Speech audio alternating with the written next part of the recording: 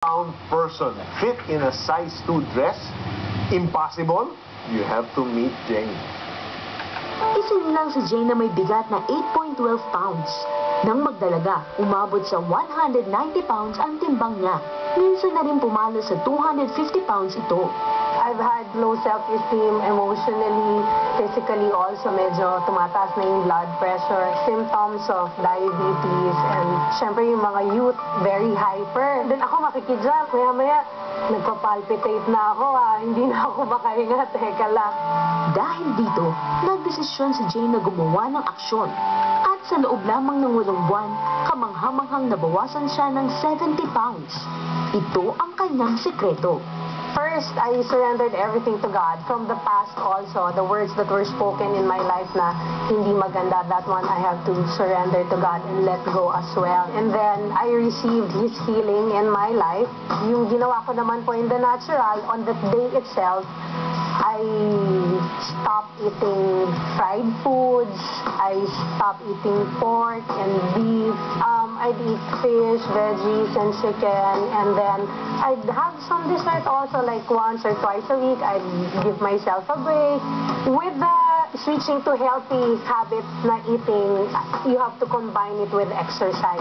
Dancing, badminton, I did biking also for a while. But yung nag-maintain sa kanya is boxing. I'd go about 3 to 4 times a week, and then about 1.5 hours to 2 hours. Those times ng exercise, I'd surrender that to God. It's an intimate time between God and me.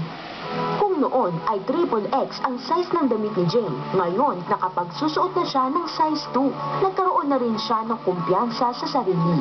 Dati, nasa sidelines lang ako. Ngayon, pwede na akong on stage, nag-host, nagkaroon ng fundraising fashion show. I was one of the models. There was a time nag-Mount Pico de Loro kami. It's a mountain climbing and wall climbing also.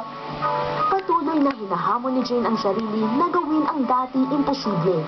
Nag-aral siya na malikhaing paggamit ng makeup hanggang sa maging certified makeup artist.